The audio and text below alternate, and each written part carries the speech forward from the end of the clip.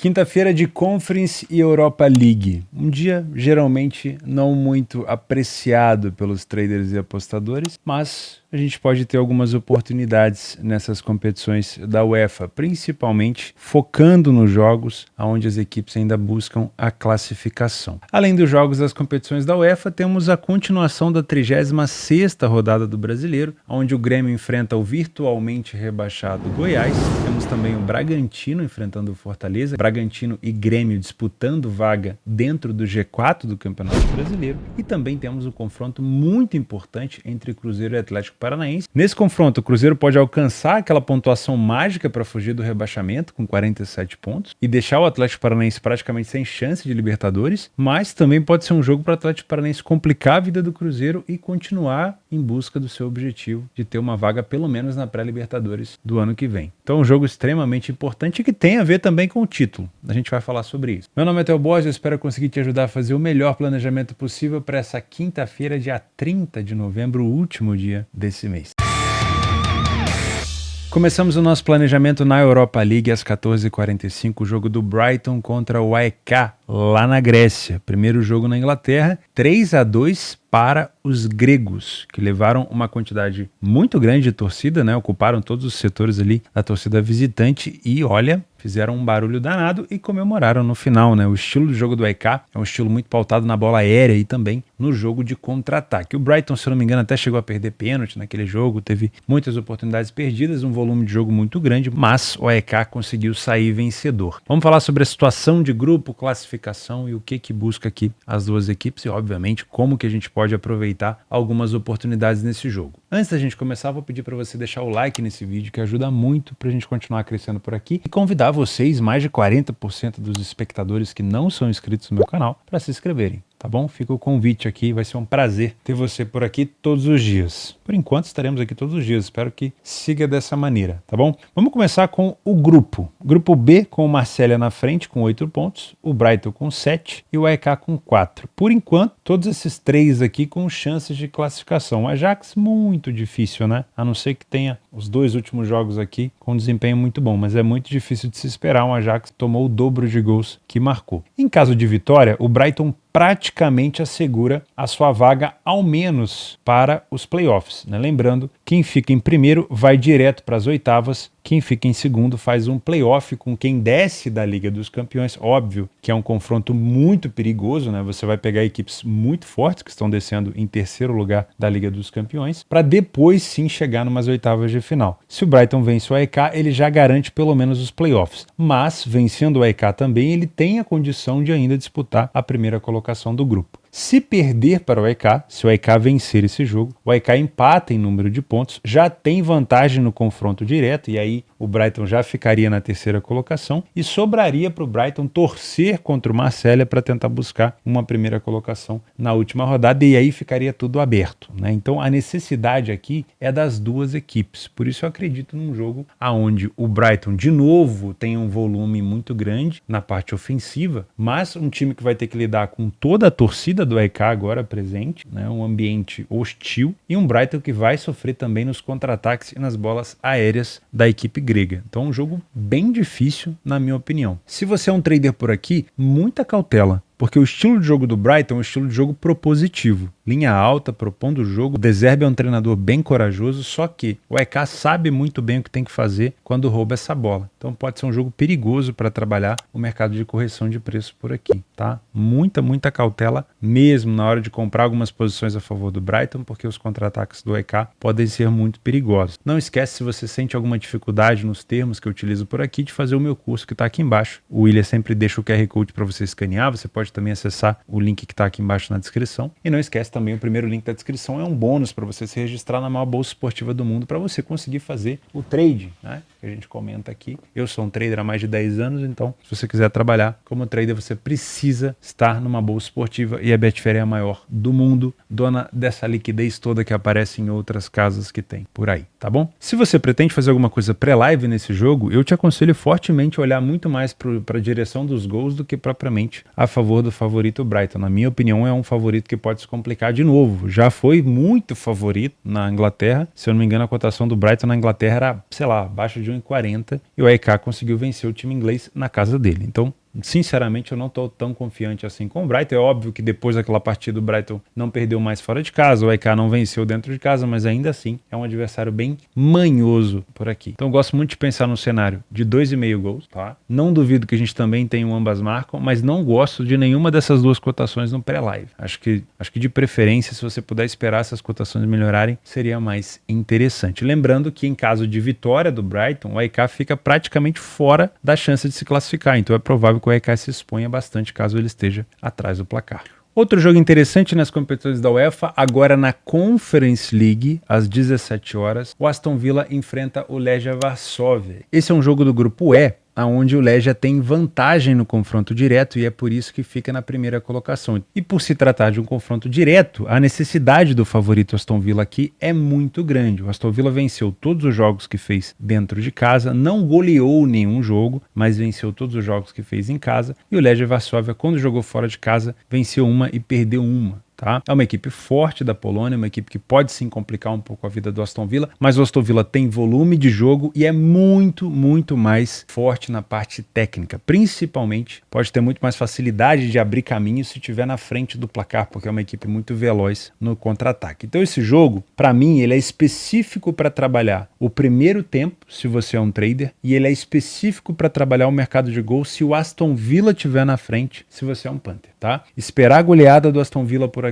é um pouco mais complexo, a não ser que o Aston Villa consiga abrir o placar cedo, e no último jogo que ele fez em casa ele demorou a abrir o placar, e trabalhar essa cotação de 1,30 eu acho muito esmagada se você é um punter. Sendo você um trader, se o Aston Villa no primeiro tempo conseguir empurrar o adversário para trás e conseguir se impor dentro de casa, dá pra gente trabalhar um back favorito no primeiro tempo, estar a favor do favorito, aproveitando essa estabilização. Qualquer coisa diferente disso, eu tô fora, principalmente se o Legia conseguir buscar esses contra-ataques. Se você é um punter por aqui, não te indico o mercado de handicap asiático, porque o Legia é um time chato. Também não te indico trabalhar com essa cotação esmagada no pré-jogo. Para trabalhar a favor do Aston Villa, ou um dupla chance se ele estiver atrás do placar, ou trabalhar a favor do Aston Villa no segundo tempo se o jogo estiver empatado, para tentar buscar uma cotação mais alta. E dá para pensar no mercado de gol se o Aston Villa estiver na frente e estiver buscando o contra-ataque. E de preferência se o Aston Villa conseguir marcar esse gol cedo, forçando o Legia a vir para cima. Aí dá para trabalhar a favor até de 2,5 depois do 1-0. Se o jogo tiver 0-0, eu prefiro ficar de fora, porque ele tende a se arrastar um pouco mais. O Legia sabe que o empate não é um resultado ruim, porque mantém o Aston Villa na segunda colocação por conta do confronto direto. Então eu não me arriscaria a trabalhar gol se o jogo tiver no 0-0, tá bom? Para fechar as competições da UEFA, eu quero trabalhar esse jogo da Roma com o Servette, voltando para a Europa League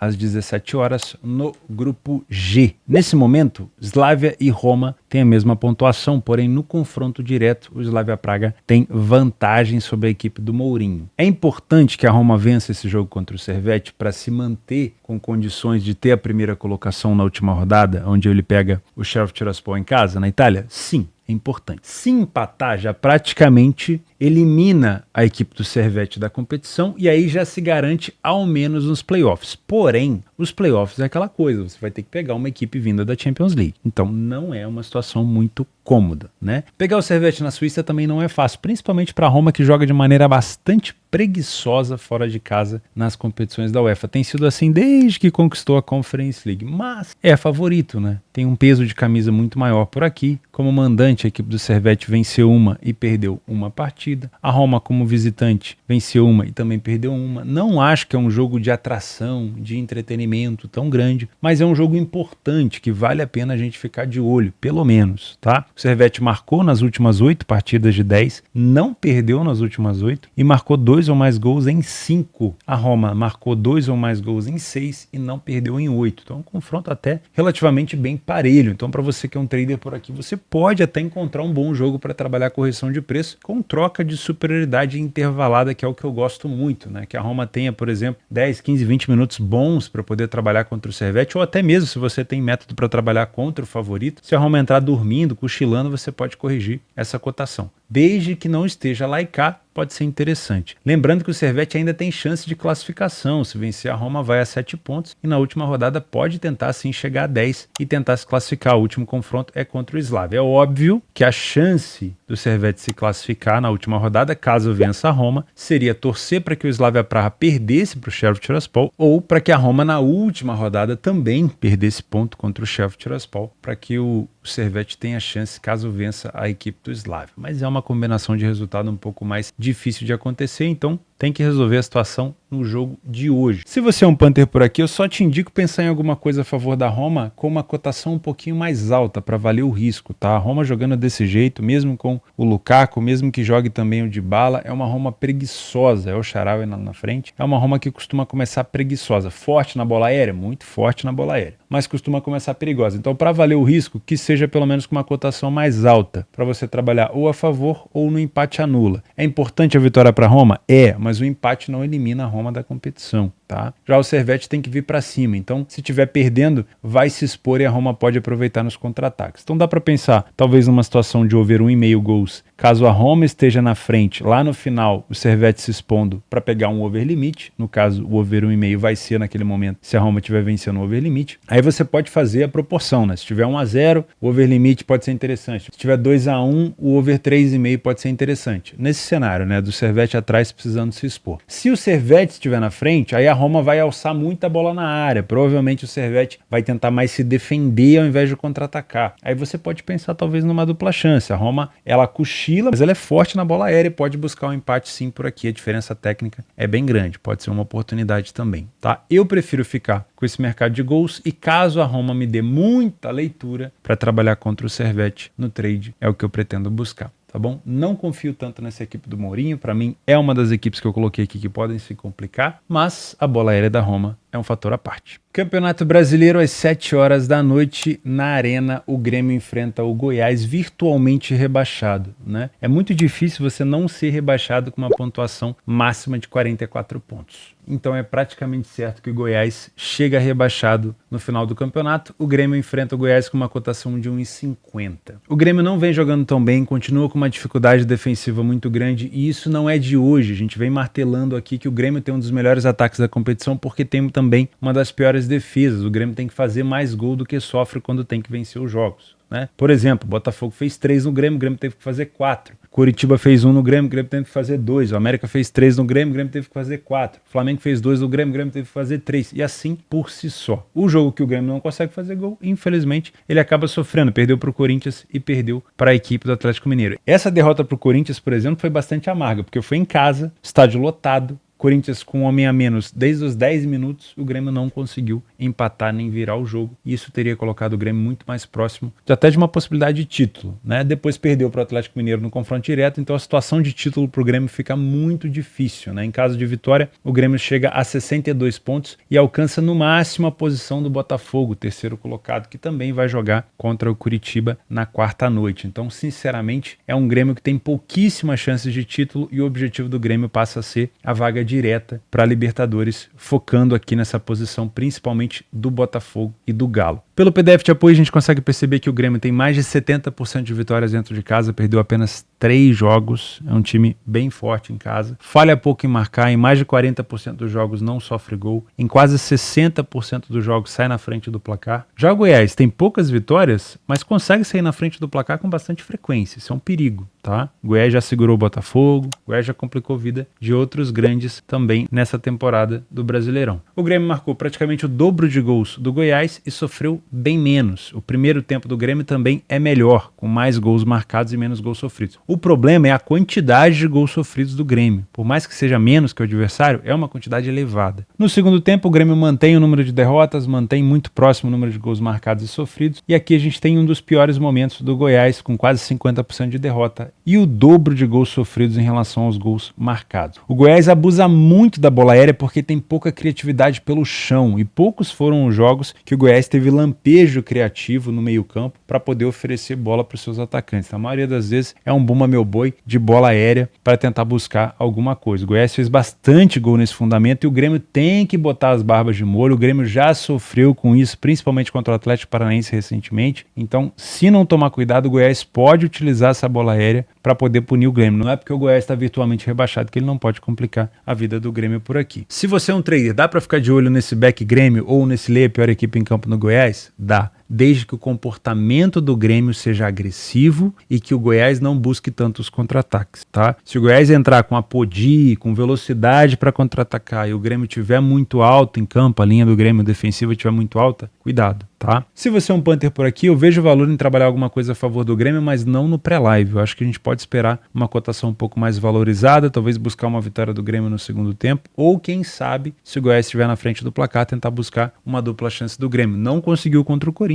nem conseguiu contra o Galo, mas dentro de casa, contra o Goiás, talvez o Grêmio, se estiver atrás do placar, consiga buscar pelo menos um empate. Dá para ficar de olho no Luis Soares, que muito provavelmente vai sair do Grêmio, mas que vai fazer de tudo para tentar colocar o Grêmio próximo do título, mesmo que seja difícil, ou pelo menos na zona de Libertadores. Então, finalização e talvez gols do Luis Soares seja interessante ficar de olho por aqui. Não duvido que o Goiás também possa marcar o seu golzinho, tá? A defesa do Grêmio é bem frágil. Pra gente finalizar, às 8 horas o Cruzeiro enfrenta o Atlético Paranaense. Depois de uma vitória dramática, praticamente no último lance do jogo contra o Goiás, o Cruzeiro chega numa situação um pouco mais tranquila contra o Atlético Paranaense. Conseguiu conquistar aqui 1, 2, 3, 4 posições, né? Quando venceu o Goiás daquele jogo. Eu tô gravando esse jogo antes de alguns outros jogos, né? Esse é praticamente o último jogo, penúltimo jogo da rodada 36. Então a posição do Cruzeiro obviamente pode mudar. Porém, o que não muda é, se o Cruzeiro vence esse jogo, ele praticamente atinge aquela pontuação mágica que a gente fala de 47 pontos e dificilmente cairia para a segunda divisão. E como eu falei lá atrás, seria uma vitória extremamente significativa em relação ao título, porque se o Cruzeiro chega contra o Palmeiras já salvo do rebaixamento, é muito provável que o Palmeiras tenha mais facilidade no seu jogo. Agora, se o Cruzeiro não chega salvo contra o Palmeiras, aí o jogo pode ficar um pouco mais complexo para o Palmeiras. O Atlético Paranaense ainda tem chance de disputar a Libertadores, mas os últimos jogos do Atlético Paranaense ele tem vacilado bastante, né? Se a gente pegar os últimos 6 jogos, o Atlético Paranaense não venceu nenhum e somou apenas 4 pontos. Todos esses pontos com empates. Empate contra o São Paulo em casa, contra o Fortaleza em casa e contra o Vasco em casa. Então, um time que somava tantos pontos dentro de casa, que conseguia vencer os seus adversários dentro de casa, nesses últimos jogos o Atlético Paranaense não conseguiu nenhuma vitória dentro de casa, além da derrota para o Palmeiras e para o Corinthians. E isso deixou o Atlético Paranaense cada vez mais longe da Libertadores. O máximo que ele conseguiria chegar agora, com 9 pontos em disputa, seria em 61. Tem que torcer contra o Grêmio nos últimos 3 jogos, torcer contra o Bragantino nos últimos 3 jogos, porque caso o Bragantino e o Grêmio vençam as suas partidas, e o Bragantino também joga hoje, eu vou comentar nos jogos extras, o Atlético Paranaense fica praticamente sem chance nenhuma de ir para pré-Libertadores. Mas não dá para depender do resultado do adversário se você não fizer a sua parte. Tem que vencer os últimos 3 jogos. O Atlético Paranaense joga contra o Santos e contra o Cuiabá, né? Uma equipe disputando contra o rebaixamento e o Cuiabá já está bem tranquilo na tabela de classificação. Utilizando o PDF de apoio, dá para perceber pelas cores que nenhuma das duas equipes fazem boas campanhas dentro e fora de casa, respectivamente. O Cruzeiro tem um dos piores ataques da competição, tem uma defesa relativamente sólida. O Atlético Paranaense não consegue marcar tantos gols fora de casa, sofre um pouco mais do que o Cruzeiro. Nenhuma equipe se destaca no primeiro tempo, nenhuma equipe se destaca no segundo tempo. E a bola aérea acaba sendo o fator primordial do Atlético Paranaense, utilizou esse fundamento para vencer o Grêmio, por exemplo, porém um cobertor curto, ao mesmo tempo que é uma arma da equipe, acaba também sendo um problema lá atrás. Se você é um trader por aqui, jogo para você não criar expectativa, jogo para você não criar viés. O Cruzeiro não tem demonstrado muitos períodos dentro do campo de superioridade, é um time que oscila muito dentro do jogo, então é um jogo que vai te exigir muito da leitura para você não ser pego de calça curta, né? Para você fechar sua posição ou abrir sua posição, tendo muita atenção no que se passa dentro do jogo, tá? O Atlético Paranaense pode sim se comportar de uma maneira um pouco mais reativa, porque o Cruzeiro joga em casa, só que o Cruzeiro joga sem a sua torcida. É bom lembrar isso, e isso acaba favorecendo para o Atlético Paranaense se sentir um pouco mais confortável. Se você é um punter por aqui, dado a necessidade, eu gosto de pensar no cenário de pelo menos um gol. E aí como que a gente pode trabalhar? Esperar talvez um 0-0 e trabalhar como eu trabalhei no jogo jogo do Goiás com o Cruzeiro. Para quem me acompanhou no Telegram, viu que eu peguei o over limite naquele jogo, ou seja, esperei as cotações melhorarem, esperei uma situação de desespero e entrei a favor do over limite. O jogo específico do Goiás com o Cruzeiro, depois que eu entrei, as chances de perigo foram poucas, foram escassas, tá? Então o gol acabou vindo ali do nada. Deu lucro,